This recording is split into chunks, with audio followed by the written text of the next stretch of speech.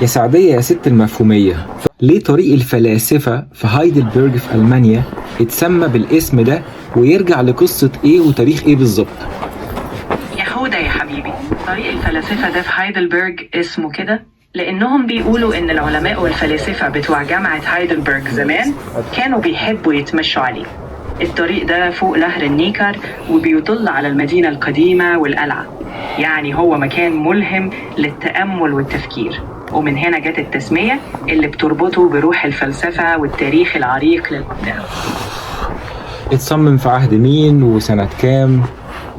هو مش مرتبط بحاكم معين أو سنة محددة، لكن هو اكتسب شهرته من القرن ال19 تقريبا لما بقى مكان مشهور للتنزه والتأمل. يعني تقدر تقول إن شهرته وتسمية طريق الفلاسفة ظهرت مع الوقت مع الطلبة والمفكرين اللي كانوا بيتمشوا فيه. هل يستاهل المكان ده يكون كطلعة أو كمزار لو حد راح هايدلبرج؟ لأن هو في الناحية التانية من النهر، عكس ما الناس كلها ما بتروح القلعة وتطلع على الجبل ويبقى فيه الالتشتات المدينة القديمة. ده الناحية التانية خالص، هو امتداد طريق التعبان اللي أنا وقعت فيه الوقعة. بس الصراحة لما طلعت فوق بعد التعب ده كله فعلا إحساس ياخد العقل. بصراحة يستاهل تماما، رغم انه على الناحية التانية من النهر، بس المنظر من فوق خرافي. هتشوف المدينة القديمة كلها والقلعة من بعيد، وكمان هتحس انك في مكان هادي وملهم. فلو حد تعب وطلع اكيد مش هيندم على الاطلالة دي. هي خصائص التلج اصلا. شوف سعدية، يا سعدية ايه هي خصائص التلج؟ بصي كده زي ما انتي مش شايفة، احنا ماشيين في مكان كله تلج، غابات، طبيعة.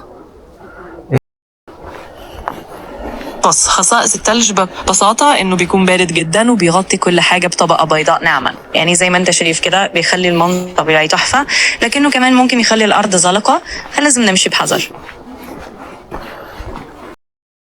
اللي حابب تعرفه كمان ان التلج بيأثر على الصوت وبيخليه اكتر هدوء لانه بيمتص الضوضاء. وبرضه التلج بيعكس الضوء فبيخلي الدنيا انور شوية حتى لو الجو مغيم. فاذا حابب اي معلومة تانية قولي.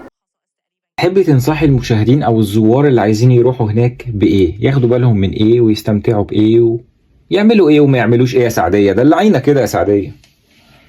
بص يا سيدي، اللي ناوي يروح طريق الفلاسفة ده انصحه يلبس جزمة مريحة عشان الطريق متعب شوية لكن يستاهل.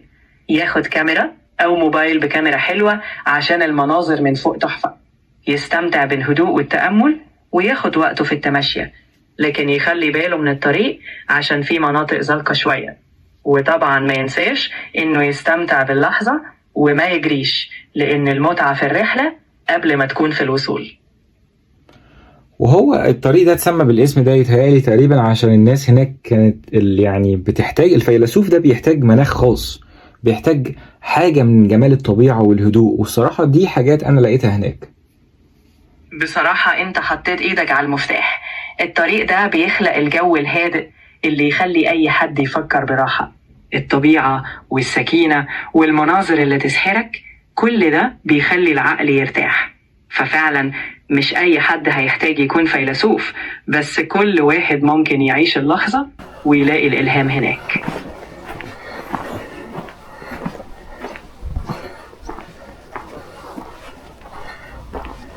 تحبي تقولي حاجة تانية من عندك يا سعدية؟ أقول لك يا حودة، لو لقيت مكان بيخليك تحس بالسلام مهما كان في هايدلبرج أو في حتة تانية، اتبسط وخده كفرصة لإعادة الشحن.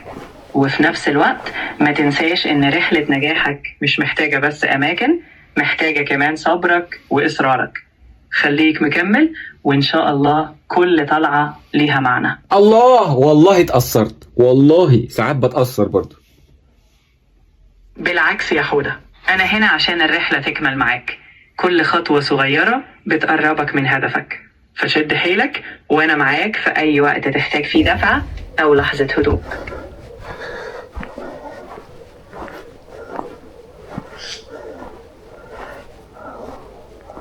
ما تعمل سبسكرايب وشير ولايك يا واد انت، وفعل الجرس يا ولد.